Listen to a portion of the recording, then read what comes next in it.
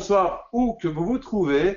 Nous accueillons aujourd'hui Patricia Stas. Suis-je un bon coach? Bonjour Patricia. Bonjour. Bonjour Patricia. Je vais te laisser te présenter pour commencer ce webinaire. Écoutez, je vais dire bonjour à tous, même si c'est assez étrange. Yotis m'a dit, je pense, une vingtaine de fois, ne t'inquiète pas, parce que c'est quand même assez étrange de parler à soi-même, de parler tout seul. C'est tout à fait schizophrénique. Donc, je vais quand même un peu personnaliser mon bonjour. Je vais dire d'abord bonjour aux petits Belges, et puis je vais dire bonjour aux Luxembourgeois, qui sont quand même nos voisins. On est quand même très très proches. Je vais dire bonjour au Maroc et à la Tunisie, deux pays que je ne connais pas en fait, mais dont on dit que ce sont deux pays super beaux. Je vais dire bonjour à la Suisse, que j'affectionne particulièrement pour le ski et la raclette, mais pas uniquement, parce que bon, j'ai aussi des amis qui y habitent. Je vais dire bonjour à la France. Alors la France, ça, ce sont les beaux paysages et le vin qui me touchent.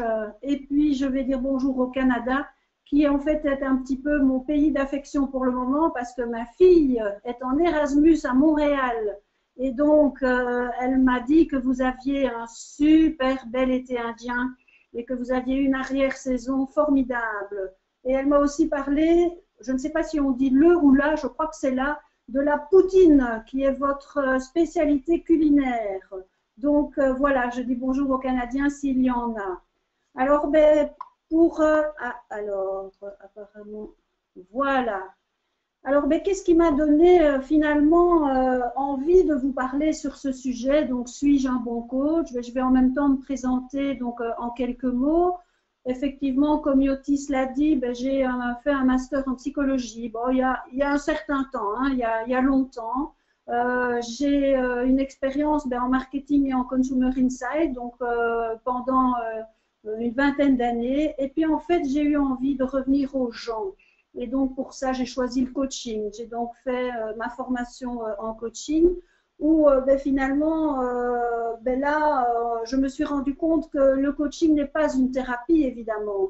Alors, pour les personnes qui viennent d'un autre pays que la Belgique, je ne sais pas si vous connaissez Magritte et son célèbre tableau « Ceci n'est pas une pipe ».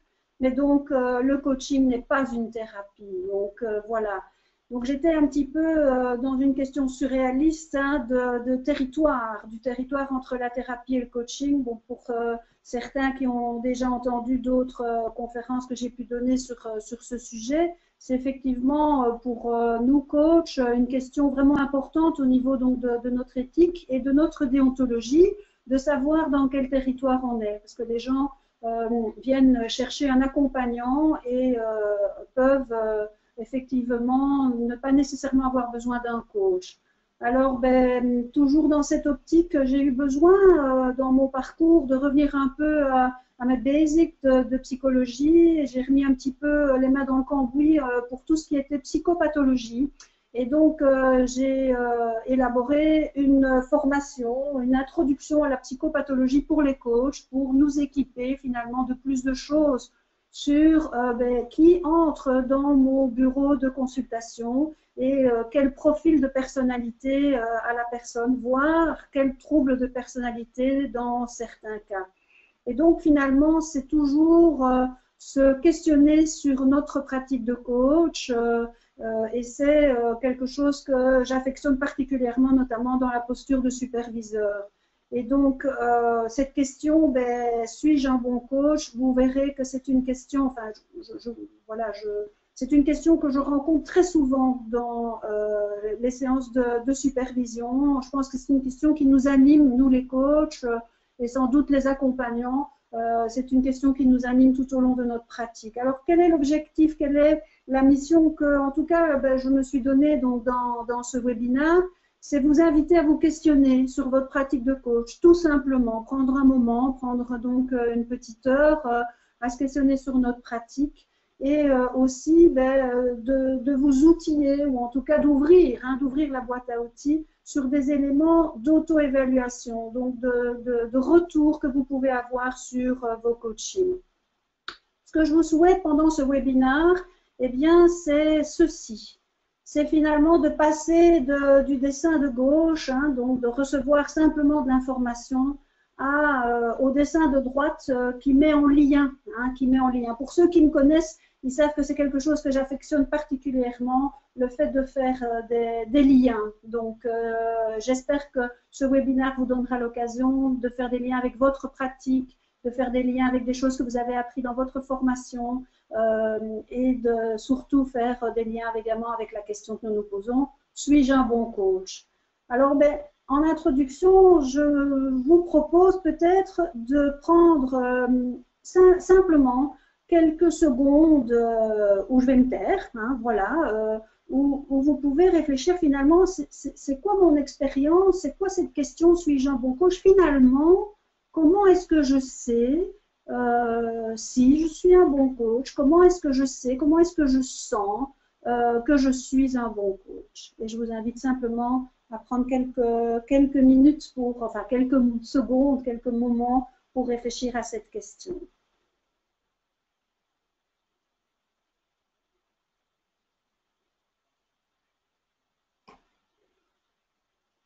Certains d'entre vous ont peut-être déjà, Yotis m'a dit qu'il y avait déjà donc des questions qui avaient été posées. Donc, certains d'entre vous ont peut-être donc déjà réfléchi à cette question. Vous pouvez bien sûr continuer à le faire pendant le webinaire. Hein, donc, comment est-ce que je sais que je suis un bon coach? Alors, finalement, cette question, ben oui, le mot est lâché. Cette question, elle est sans doute en lien, certainement en lien avec la performance et la légitimité que nous avons à pratiquer ce métier. Alors, je dis les coachs et je dis aussi les accompagnants. Alors, finalement, c'est des questions comme par exemple, ben, suis-je performant dans ma pratique de coach? Finalement, quelle est ma légitimité à pratiquer le métier de coach? Et comment démontrer à mon client que je suis un bon coach? Et sur base de quoi mon client va-t-il me choisir comme coach? Et finalement, qui je suis moi pour être coach? Cette question touche donc à la pratique même pendant les séances, mais ça touche aussi à vos démarches commerciales, hein, à vos démarches de prospection. Et là, vous voyez qu'il y a encore un petit reste de marketing, vous le verrez à certains moments de ce webinaire, hein, mais ça touche évidemment aux offres de services que j'ai, aux réunions INT que je vais avoir. Et ça touche également à ma communication de coach. Qu'est-ce que je vais dire de moi, hein? Qu'est-ce que je choisis de dire de moi et comment je vais le dire de moi, que ce soit sur mon site, sur ma carte de visite, ou lors d'un événement, lorsque quelqu'un me pose la question, mais qu'est-ce que vous faites? Quelles sont vos spécialités? Comment je parle de moi? Cette question se pose donc régulièrement, mais en fait, j'ai envie déjà, dès le début de ce webinaire, de démonter la question. Parce que finalement, est-ce qu'il s'agit de la question « suis-je un bon coach ?» ou est-ce qu'il s'agirait plutôt de la question « ai-je fait une bonne séance ?»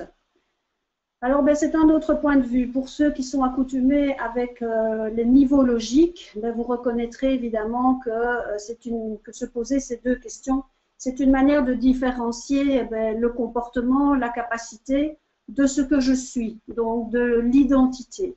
En d'autres termes, je vous invite à ne pas confondre l'identité, suis-je un bon coach, avec le comportement qui est, ben, est-ce que j'ai fait une bonne séance? Et vous voyez qu'en termes comment dire, de positionnement, je suis tout à fait à un autre endroit. Hein. On sait que suis-je un bon coach, c'est quelque chose qui touche à l'identité, qui touche à l'estime de soi, tandis que lorsqu'on redescend au niveau des comportements, des capacités, eh bien, je descends au niveau, en termes des niveaux logiques, au niveau de la confiance en soi. Et ça veut dire aussi que ça s'apprend, et ça c'est plutôt une bonne nouvelle. Que donc à partir du moment où on questionne un comportement ou une capacité, eh bien, il y a une possibilité de changement et d'apprentissage. Toujours pour questionner cette question, ben dans ce sens, une mauvaise séance, est-ce que voilà, une mauvaise séance donc ne va pas faire de moi un mauvais coach? Mais alors, est-ce qu'une bonne séance va faire de moi un bon coach? Je vous propose pour un petit peu explorer donc cette question, suis-je un bon coach? Ai-je fait une bonne séance? De passer par le détour. Donc voilà, j'ai choisi de passer par la notion de cadre externe et de cadre interne. Je pense que beaucoup d'entre vous sont accoutumés à ces deux notions. Je vais simplement vous les rappeler pour que nous ayons un vocabulaire commun. Là, nous sommes habitués à nous synchroniser. Donc là, je me synchronise au vide puisque je ne vous vois pas, mais je vous propose la définition de cadre externe. C'est lorsque je vais chercher chez l'autre les éléments qui vont m'aider, mais finalement, à prendre une décision, bien sûr, et dans ce cas-ci, à confirmer, à nourrir une opinion. Tandis que le cadre interne, c'est quand je vais chercher en moi les éléments qui vont m'aider à prendre une décision ou à confirmer une décision. Et donc, je vous propose d'aller un petit peu visiter quelques critères, d'abord en cadre externe et puis en cadre interne, quelques critères qui peuvent m'aider à répondre à la question « Suis-je un bon coach ?» Alors, au niveau externe, j'ai deux axes possibles. Je vais prendre le premier axe qui est le coaché, donc des comportements que je vais observer chez mon coaché qui peuvent nourrir donc mon sentiment, mon ressenti, mon évaluation de suis-je un bon coach. Alors, le premier critère, c'est mon coaché revient. Voilà, mon coaché revient. Et donc, c'est déjà un signe d'engagement dans le coaching. En tout cas, bon là, ça dépend comment vous contractualisez vos séances. Mais même lorsque on contractualise sur un package de séances, on sait que le coaché, il est libre à chaque séance de revenir. Et le fait de revenir est un témoignage de l'engagement du coaché dans son processus de coaching. Ça nous rappelle évidemment, même si ce n'est pas le thème de ce webinaire, ça nous rappelle l'importance d'une bonne contractualisation au niveau donc, de nos séances. Un autre critère, c'est lorsque mon coaché me dit « Ah, vous savez, c'était une bonne séance pour moi. Franchement, c'était une bonne séance. » Alors, ça, c'est un feedback direct. Hein. Alors, quelle signification est-ce qu'on peut lui donner? Oui, effectivement, c'est donc un feedback sur une bonne séance pour lui, mais qu'est-ce que ça a à voir avec vous? Hein? On pourrait se dire, ça a à voir avec mon coaché, qu'est-ce que ça a à voir avec moi? Alors, on peut aussi savoir que ce genre de commentaires peuvent être imprégnés du transfert positif que le coaché peut avoir à l'égard de son coach.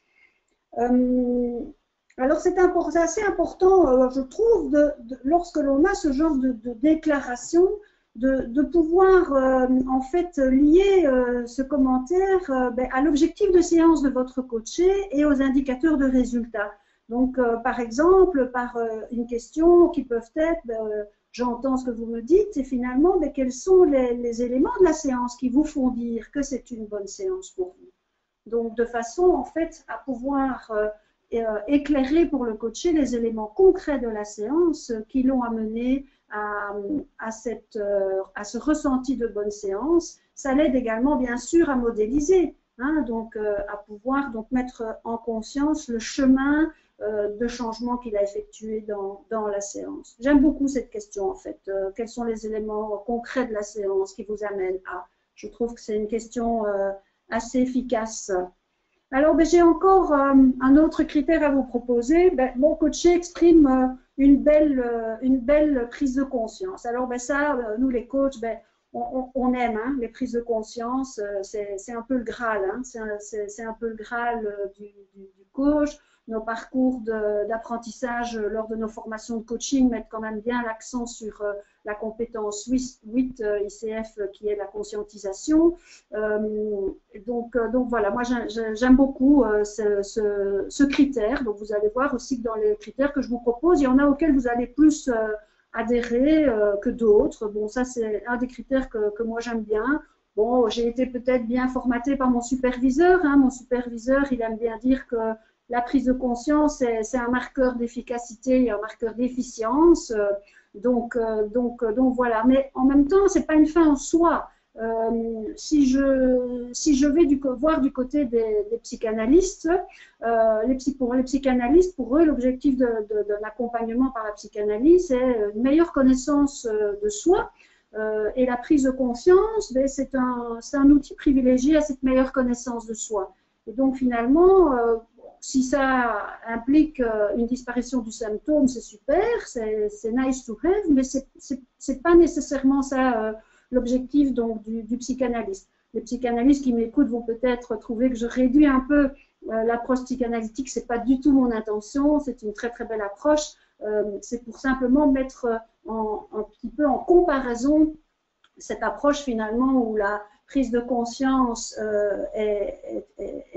peut être donc une fin en soi au niveau de la psychanalyse, tandis que pour le coaching, puisque c'est de ça dont on parle, ben, la prise de conscience n'est pas une fin en soi. Hein, la prise de conscience est une étape vers la mise en action et vers le changement. Donc ça, c'est important donc de s'en souvenir. Et donc, ne nous arrêtons pas à la prise de conscience, allons plus loin et accompagnons notre coaché à se mettre en mouvement. Voilà donc quel était l'objectif en parlant des psychanalystes. Alors, un autre critère, mon coaché, il avance. Il avance vers son objectif au fur et à mesure de ses séances. Donc là, ça nous rappelle évidemment l'importance de la définition de l'objectif et de l'objectif de coaching et de l'objectif de séance, car évidemment, sans définition de l'objectif et des indicateurs de résultat, comment est-ce que le coaché peut sentir qu'il avance? Ce que je trouve aussi, c'est que c'est important de relier les séances entre elles pour qu'il puisse donc de faire le lien peut-être avec la séance précédente ou les séances précédentes pour en renforcer cette conscience de cette évolution. Un autre critère qui peut nourrir ma confiance dans ma pratique, c'est mon coaché me recommande comme coach à une de ses connaissances. Alors bon, dans mon comment dire, langage de marketing, on appelle ça l'advocacy ou le word of mouth selon le point de vue que l'on prend. Et donc le word of mouth, le bouche à oreille pour les moins anglophiles parmi vous. Et c'est vraiment un très bon critère d'efficience en marketing. Alors pour le coaching, je dirais, c'est un bon critère, mais ce n'est pas non plus un critère en soi. C'est vrai que référer son coach, c'est déjà dépasser la timidité ou la pudeur que l'on peut avoir à dire, voilà, j'ai fait un travail de coaching. Hein, voilà. Cependant, on sait aussi que si votre nom est donné à 10 personnes comme référence, eh bien, vous ne verrez peut-être qu'une, peut-être 2 personnes arriver jusqu'à votre bureau. En tout cas, ça fait plaisir lorsque le coaché vous dit qu'il vous a recommandé. Le client, alors il peut aussi vous dire, tout simplement vous dire, ah, vous êtes un bon coach. Ah, mais ça aussi, c'est une phrase qui fait plaisir. Mais finalement, dois-je le croire, mon client, quand il me dit ça? Hein, on ne doit pas oublier la part du transfert dans de telles déclarations, hein, les stratégies de séduction, stratégies de se faire bien voir, tout simplement.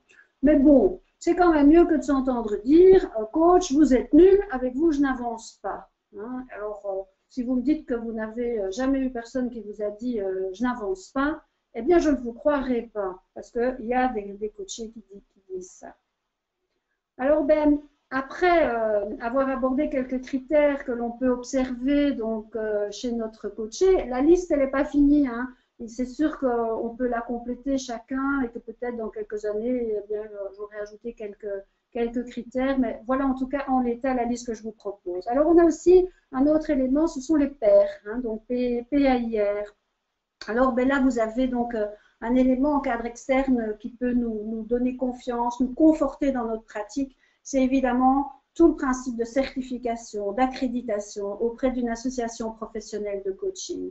Alors, tous ceux qui passent ce genre de certification, que ce soit pour l'avoir moi-même faite, pour avoir vu des collègues coachs qui l'ont fait, pour avoir vu des supervisés qui le font, malgré la difficulté, malgré les problèmes administratifs que ça nourrit, il y a quand même toujours beaucoup de contentement et beaucoup de fierté. Et je vous souhaite en tout cas à ceux qui allaient passer une certification de célébrer ce genre de choses. Alors, il y a aussi d'avoir conscience de la reconnaissance de mes pairs, donc c'est-à-dire de comment mes collègues coachs peuvent me considérer. Donc là, vous pouvez avoir en fait des collègues qui vous référencent, hein, donc qui vous envoient un client, voilà, soit parce qu'ils ne savent pas le gérer, soit parce que c'est un client qui ne convient pas à leur positionnement. Mais donc avoir finalement un référencement par un collègue, c'est aussi quand même une belle marque comment dire, un bon critère qui peut nourrir votre confiance. Également, dans ce sujet, la reconnaissance, ça peut être votre image sur le marché des coachs. Bon, là, évidemment, vous retrouvez un petit peu la marketing. En langage marketing, on appelle ça votre brand reputation, donc votre réputation de marque.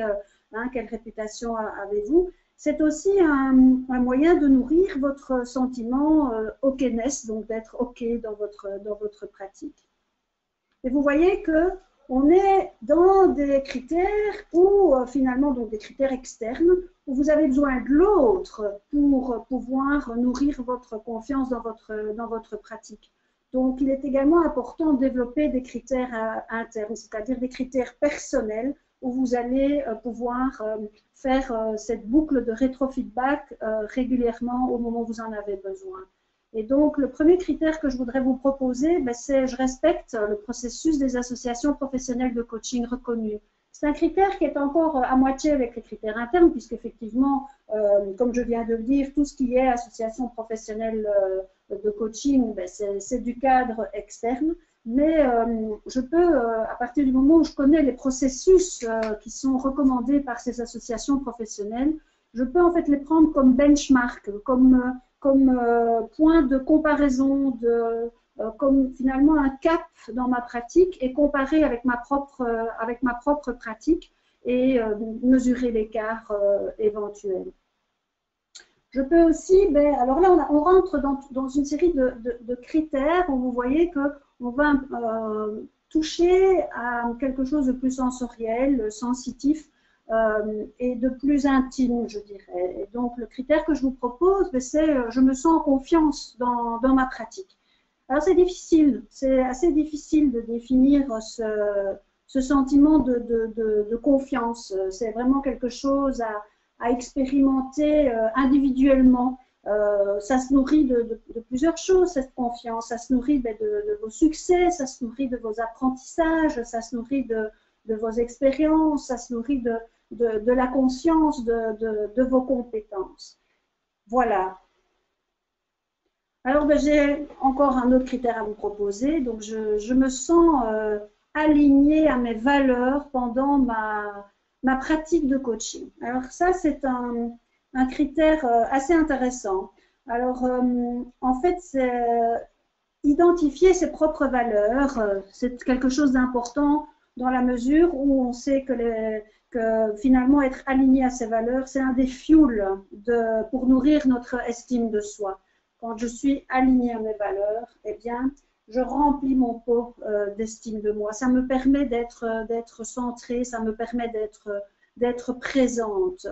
Et donc, c'est quelque chose, comment dire, qui va vous permettre de travailler avec plus de puissance, plus de présence. Je vais vous donner un exemple dans ma propre pratique où effectivement un non-alignement à mes valeurs a un petit peu, comment dire, mangé ma présence dans un des coachings. J'avais un homme d'une quarantaine d'années qui était en fait au chômage vraiment, mais un chômage de longue durée. Il avait des périodes très très courtes de travail et puis retournait au chômage. Donc je dirais que sur un certain nombre d'années de vie active, il avait finalement peu de mois de travail et beaucoup d'années de chômage. Et je me suis rendu compte que je développais une allergie finalement à ce que moi je qualifiais ou je pouvais qualifier de paresse, je ne sais pas si ça se dit, mais de profitage, de profiter du système. Et donc, l'irritation montait et donc m'empêchait de bien travailler avec ce coaching. Et donc, après un travail personnel et de supervision sur cette situation, en fait, j'ai pu me reconnecter comment dire, à des valeurs qui sont aussi importantes pour moi. Donc, et donc pas simplement comment dire, nourrir ma valeur de travail qui est une valeur importante pour moi et que je ne retrouvais pas chez ce coaché. Eh bien, je me suis en fait alignée à d'autres valeurs et donc notamment à la valeur que l'être humain est autodéterminé et que l'être humain, il a une responsabilité individuelle et que finalement, eh bien, ce coaché, il était responsable de sa vie. Et en fait, quand j'ai pu me connecter à ces deux valeurs, hein, l'autodétermination et la responsabilisation individuelle, c'est comme s'il y a vraiment eu une, comment dire, mon énergie s'est dégagée et j'ai pu continuer à faire du good job avec ce coaché. Voilà. Et je me rends compte en fait maintenant que je n'ai jamais demandé à Yoti s'il y avait des questions. Donc j'aurais pu, en fait, j'ai démarré à fond là et j'aurais pu effectivement poser les questions après le cadre externe. Alors ce que je vous propose, c'est que je vais aller jusqu'au bout des critères cadre interne et à ce moment-là, je demanderai à Yoti s'il y a des questions. Donc voilà. J'ai activé mon driver fait vite, hein, et donc voilà. Alors, le critère suivant que je vous propose, ben, j'ai une bonne présence à l'autre et une bonne présence à moi-même. Et donc, finalement, ben, ça, c'est un chouette critère, c'est être disponible à l'autre et à soi à la fois. Et donc, je viens de faire la démonstration ici que je n'ai pas eu une bonne présence à moi-même et à l'autre au niveau donc de poser les questions. Donc, c'est la toute belle démonstration. Voilà, mais en fait, ce que je peux dire par rapport à ce critère, c'est que cette présence, ben, finalement, nous permet de ne pas nous oublier et de ne pas oublier le coaché, bien sûr, mais c'est aussi le fait d'apprendre à ne pas nous oublier pendant que nous sommes dans une séance de coaching, va par l'exemplarité pouvoir démontrer à notre coaché comment lui aussi peut ne pas s'oublier. Et on sait que cette problématique est quand même très fréquente dans les coachings où le stress, les situations de pré-burnout, de burnout, les situations d'agenda surbooké sont quand même bien présentes. Donc effectivement, bien équilibrer la présence à l'autre et la présence à soi-même est aussi quelque chose qui donne une assise à votre pratique. Alors, un autre critère, c'est finalement s'interroger sur son énergie. Hein, donc, mon énergie est bonne en séance ou à la fin de la séance. Alors, ben ça, c'est un critère que j'affectionne particulièrement. Donc, ben, pour ceux qui me connaissent, en bonne excitée ou en bonne hyperactive que je suis, ben voilà, le critère énergétique est un signal précieux. Et donc, ben effectivement, coacher, si vous enchaînez plusieurs séances de coaching, ben voilà, ça peut fatiguer, c'est fatigant. Un travail, coacher, c'est un travail. Et si vous travaillez 12 heures d'affilée, eh bien vous êtes fatigué. Donc, la notion donc, de fatigue, elle est bien présente quand on exécute un travail de coaching pendant plusieurs heures. Mais même quand vous pouvez avoir cette fatigue due à votre travail, vous avez je vous le souhaite, je souhaite de vivre ça, mais vous l'avez certainement déjà vécu, vous avez des moments magiques, je trouve, où vous êtes fatigué et vous avez une super séance. Et donc, à la fin de la séance, vous vous sentez plus dynamique, vous vous sentez plus riche, vous vous sentez plus en énergie. Et donc ça, je trouve que pour moi, c'est un des critères qui peut nous aider à dire, ah ben voilà, là j'ai fait une bonne séance, ou là, bah, ok, good job. Et j'ai envie de vous donner des exemples de mauvaise énergie hein, que j'ai pu avoir dans ma pratique. J'avais une jeune femme qui venait pour un coaching professionnel qui était en basse énergie, qui était très compliqué, qui était très tourmenté, qui avait une grande intensité émotionnelle. Bon, là, en fait, je suis juste en train de vous donner des bonnes raisons à sa fatigue à elle. Mais en fait, ça contaminait l'énergie de la séance. Et lors d'une séance, mais après 5 ou 10 minutes, vraiment dès le début de la séance, je me suis sentie épuisée, vraiment. J'étais littéralement pompée par en fait la mauvaise énergie de cette coachée. Je me suis dit, mais ça ne va pas le faire du tout. Là, il faut qu'il y ait quelque chose qui change dans l'énergie de cette séance. Et donc, bon, ben, moi, j'habite une maison dans le coin et donc mon jardin est sur le devant et il y a 3-4 mâches de perron. Et donc, je lui ai proposé de sortir. en fait, de sortir et de faire on a fait la séance, on a continué la séance sur les marches de Montperron, dehors, il faisait déjà noir, enfin bon, ça mettait une chouette ambiance, il y avait le lampadaire de la rue, et en fait, ben, l'énergie, que ce soit pour elle et pour moi, parce que là, c'était d'abord pour moi, si moi j'étais en mauvaise énergie, eh ben, il y avait plus moyen de travailler dans cette séance, et donc ça m'a permis, moi, en fait, de me réénergiser. Et donc, ça a été un bel apprentissage pour moi, c'est aussi d'oser faire autrement. Et le deuxième exemple que j'ai va dans le même sens. Là, c'était un homme qui venait pour de la réorientation professionnelle également, et qui, en fait, depuis plusieurs séances, se sentait tourner en rond. Alors, vous allez voir, c'est rigolo l'expression que je viens d'utiliser, tourner en rond. Et donc, voilà, de nouveau, une énergie pas bonne. Et donc, ben, je lui ai proposé, vous allez me dire, c'est pas nouveau, il y a des coachs qui sont spécialisés dans cette méthode, mais je lui ai proposé qu'on sorte et qu'on marche. Et on a fait, en fait, la séance en marchant dans le quartier. Et donc, c'était beaucoup plus dynamisant. Alors, bon, évidemment, comme c'était pas tellement planifié et que ce n'est pas mon mode opératoire habituel, bien, je me suis, en fait, interroger sur le chemin à prendre pour finalement revenir à la bonne heure à la fin de la séance de nouveau à mon bureau. Donc ça, c'était rigolo parce que finalement, ça m'a mis dans une autre expérimentation du rapport au temps et du cadre de temps. Et en fait, le hasard fait bien les choses. Donc d'abord, ben, il fallait que je tourne en rond, il fallait que je revienne à mon point de départ. Donc c'est pour ça que la notion de tourner en rond était assez drôle. Parce qu'effectivement, on a fait une boucle dans le quartier. Et il n'y a pas de hasard, je suis revenue tip-top, j'ai pas de montre moi en fait, donc c'était vraiment, voilà, et je suis arrivée tip-top à l'heure dite de fin de séance. Voilà, alors un autre critère, ben, c'est se poser la question, finalement, après une séance, vous pouvez être amené à vous poser la question, tiens, comment est-ce que j'aurais pu faire autrement?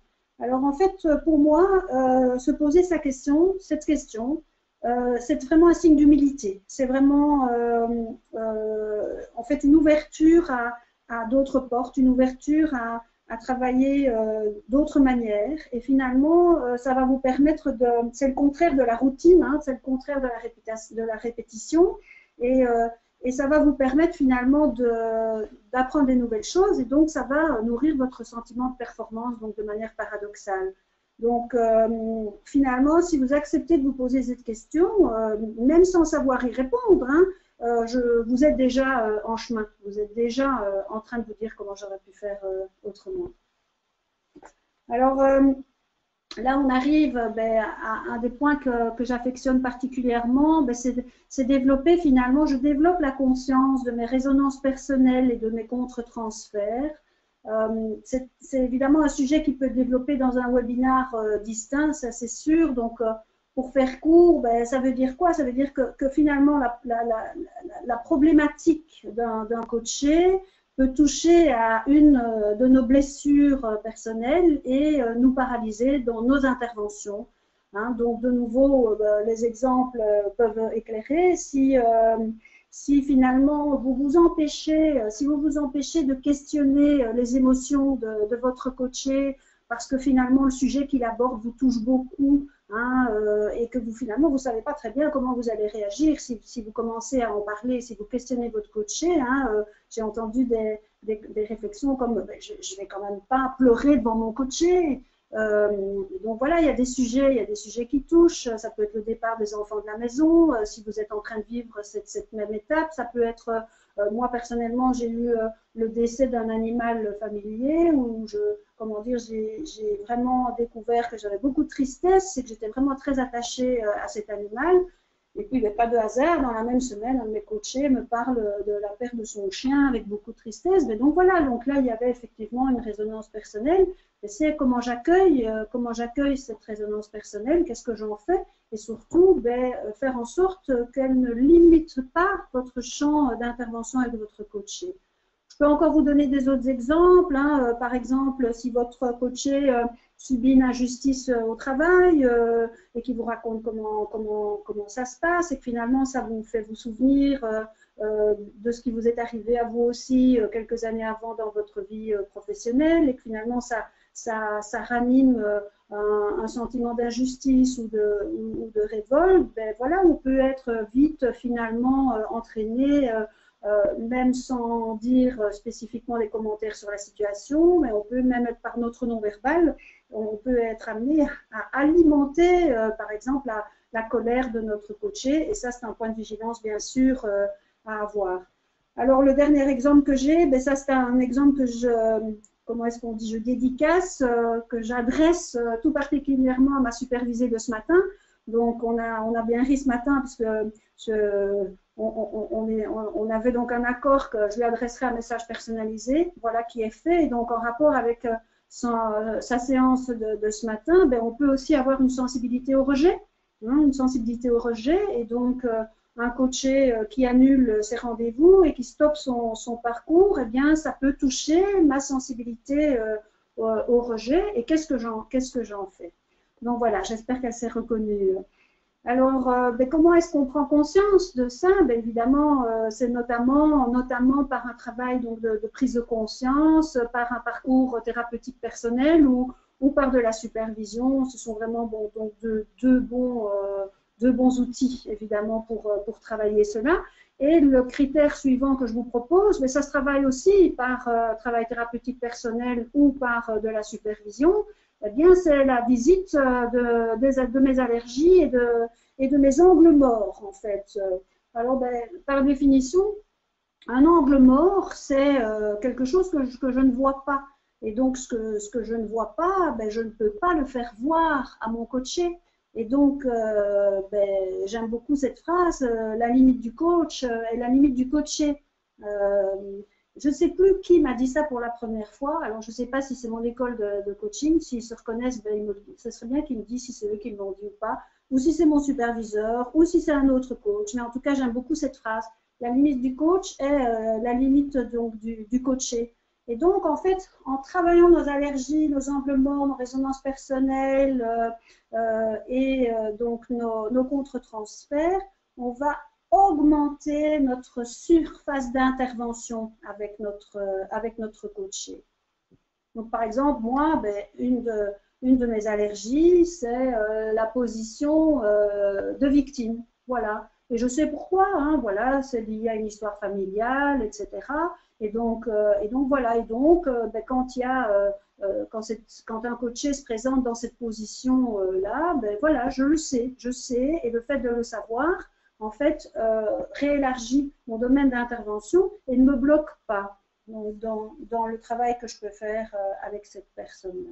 Alors, je pense que c'est le bon moment pour demander à Yotis s'il y a des questions. Voilà, j'ai un peu tardé.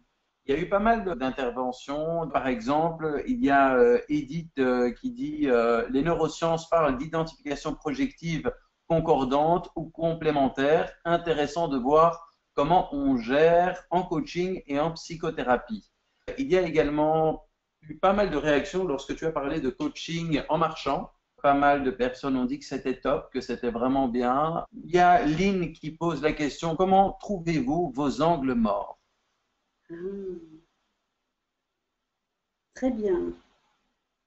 Ok, alors ben, je vais d'abord pouvoir, donc tu parles d'angle mort, mais je vais déjà pouvoir en préciser un. Donc l'angle mort par rapport aux neurosciences, en tout cas, je ne suis pas sûre d'avoir bien compris son prénom, donc Edith, je pense qu'il pose la question en rapport avec les neurosciences et l'élément concordant et complémentaire. Ben, tout simplement, c'est un angle mort pour moi parce que c'est quelque chose que je ne connais pas spécifiquement. Donc en fait, j'ai assez difficile de répondre à sa question parce que je n'ai pas le même cadre d'analyse. Donc, soit j'ai plus d'informations, soit Edith accepte que je ne réponde pas à sa question. Tout simplement parce que je ne peux pas le faire. I'm not able to. Lynn te parlait donc de trouver vos angles. Comment trouver vos angles morts? Alors, comment trouver nos angles morts? J'aime beaucoup cette question parce que c'est difficile. Ça peut être difficile comme ça de se dire ben, si c'est un angle mort fatal, je ne le vois pas. Comment est-ce que je vais le trouver? Alors, un élément de réponse qui me vient comme ça, c'est l'émotion. C'est l'émotion. Donc, je pense que l'émotion est un super signal. J'en ai encore parlé ce matin, toujours avec la même supervisée. Il ne faut pas croire que j'ai fait 15 supervisions sur ma journée. Mais en fait, l'émotion est un signal. Et c'est un signal qu'il y a quelque chose qui se passe. Ça peut être une émotion d'irritation, d'énervement. Et donc là, on est peut-être plus dans la notion d'allergie. Ça peut être quelque chose qui est de l'ordre de la confusion. Hein, alors, je ne sais pas si c'est une émotion, parce que vous avez dit une confusion, c'est pas clair, ça c'est du cortex. Ouais, mais je le mets quand même aussi au niveau de la confusion de l'inconfort que ça peut provoquer. Et donc voilà, une sorte de brouillard, une sorte de voile. On ressent une sorte de voile, un manque de clarté, ou peut-être, pour reprendre une phrase de ce matin, une incapacité à aller à l'essentiel ou à voir l'essentiel. Voilà, ce seraient quelques indicateurs que je pourrais donner comme ça rapidement à chaud sur comment on peut trouver ces angles morts. Évidemment, on a aussi d'autres moyens qui est tout simplement de mieux se connaître. De mieux se connaître. Donc, si jamais on pense à un parcours thérapeutique personnel, ben, c'est tout simplement de revisiter des expériences qui ont été difficiles pour nous, d'aussi observer les récurrences, hein. Donc, si par exemple, vous avez des personnes, des profils de personnes qui vous mettent en pétard ou qui provoquent quelque chose chez vous, ben, là, vous pouvez aller visiter, tiens, mais quel est le profil finalement de ces personnes? Ou si vous avez des situations, par exemple, je ne sais pas moi, la situation de prise de décision, je ne sais pas prendre de décision, ou bien je dois toujours faire un détour pas possible avant de prendre une décision. Donc voilà, ça c'est encore un autre moyen, c'est visiter les événements difficiles, visiter les récurrences. Voilà déjà quelques pistes pour Lynn. Ok. Alors, il y a Christelle qui demande, pourriez-vous éclairer la différence entre allergie et angle mort? Ah, ok. Alors, en fait, je vais essayer de répondre en me mettant dans l'aspect linguistique. Donc, un peu genre définition du petit Robert. Une allergie, c'est quelque chose qui provoque une réaction. Donc, si je prends la définition médicale, vous êtes exposé une fois à un allergène, une deuxième fois, une troisième fois, et à la quatrième fois, vous avez un eczéma. Voilà. Et donc, et l'eczéma, ça se marque, comme je disais tout à l'heure, ça peut être de l'irritation, de l'agacement, de l'énervement, ce genre de choses. Un angle mort, ça peut être quelque chose que je ne connais pas, que je ne vois pas. Je vais essayer de vous illustrer ça par un exemple concret. Je peux, par exemple, un coaché peut, là je vais dans le point de vue du coaché, donc je vais aller dans le point de vue du coach.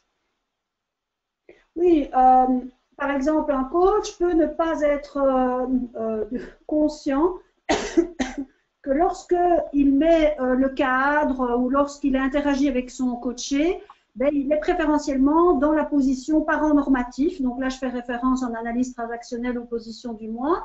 Et donc, il est préférentiellement dans une position très cadrante, voire de conseil. Et donc, effectivement, en plus, cet exemple n'est pas anodin parce qu'on sait que le conseil n'est pas coach. Et donc là, ça peut être un angle mort. Donc ça, c'est quelque chose que le jeune coach en formation va apprendre dans son processus d'apprentissage.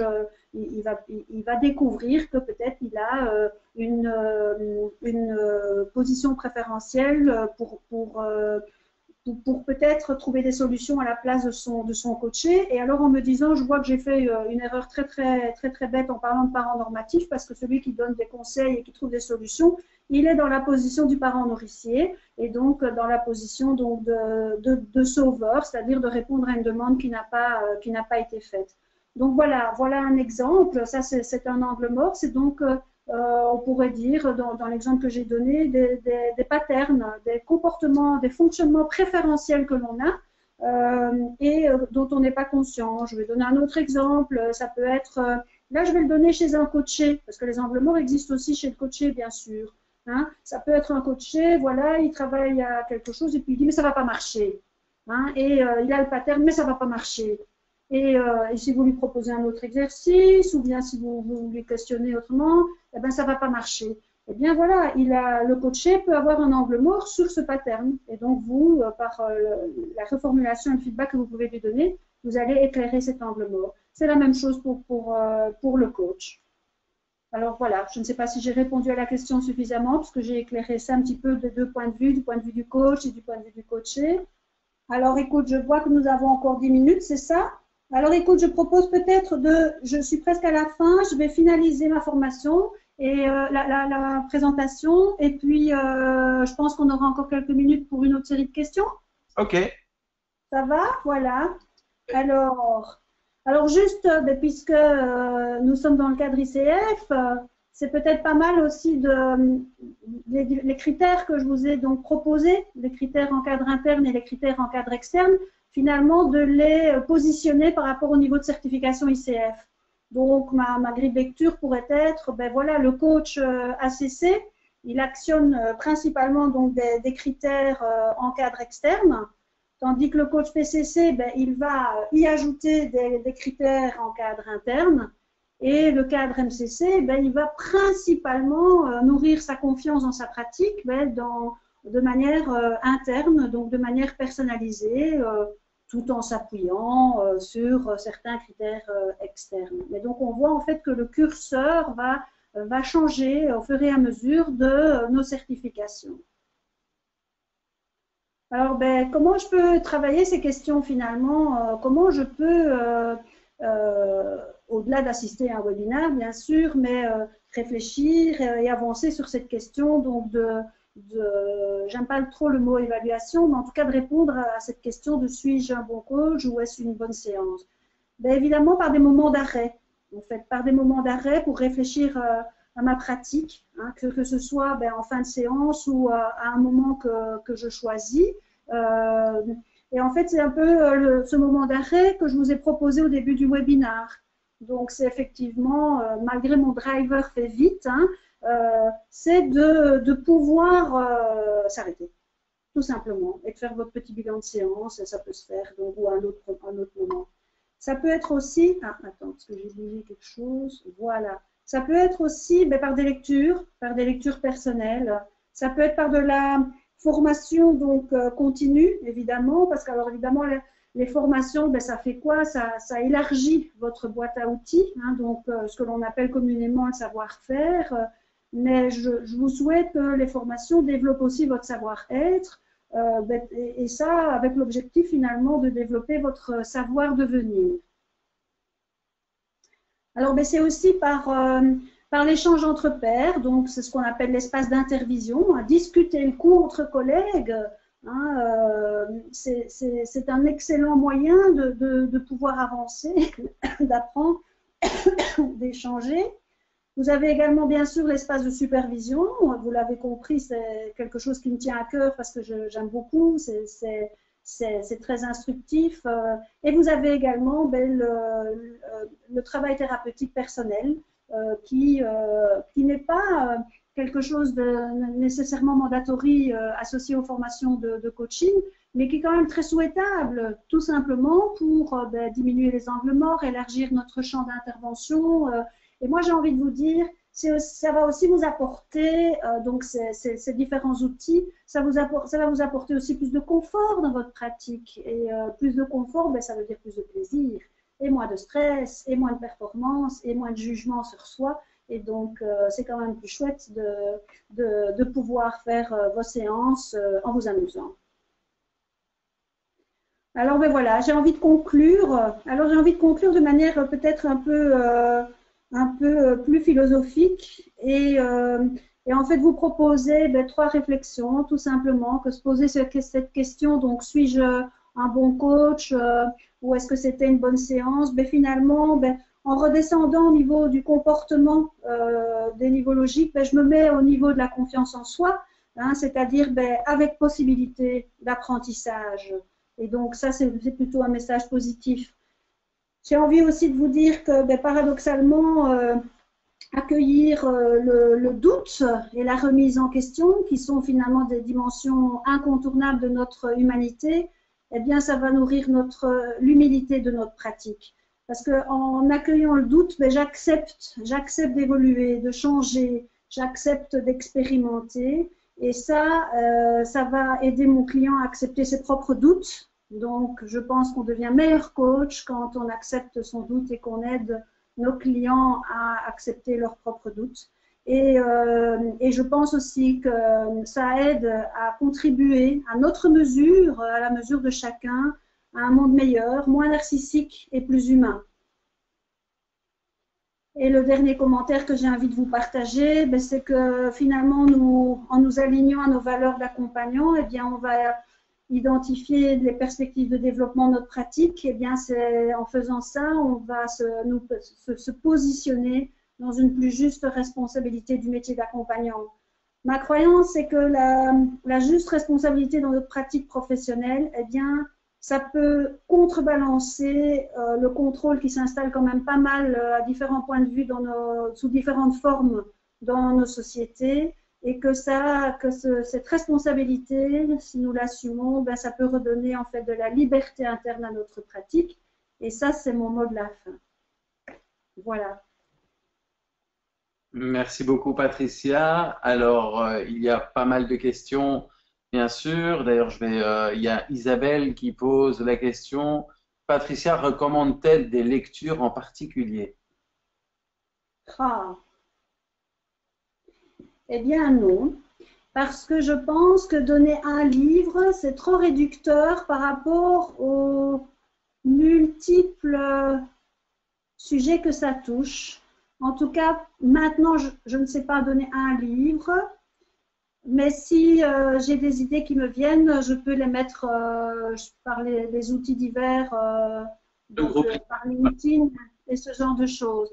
Mais j'aurais l'impression de dire que ce n'est pas un livre qui... Et donc, si ce n'est pas un livre, alors ben, je vais aller dans les plein de livres que j'ai aimés et qui ont nourri ma pratique. Et donc là, vous n'êtes pas sorti de l'auberge. Ah ben, merci, Patricia. Les gens, en tout cas, ont été très attentifs en grande majorité. Avant de conclure, je vous rappelle, jusqu'en novembre, nous avons exceptionnellement 2 webinaires, et ce sont 2 webinaires de 1h30. Tout cela pour vous apporter les 3 points de CCEU d'éthique qu'il est important d'avoir. Donc, pour ces 3 points de CCEU, le premier rendez-vous, c'est le 15 novembre.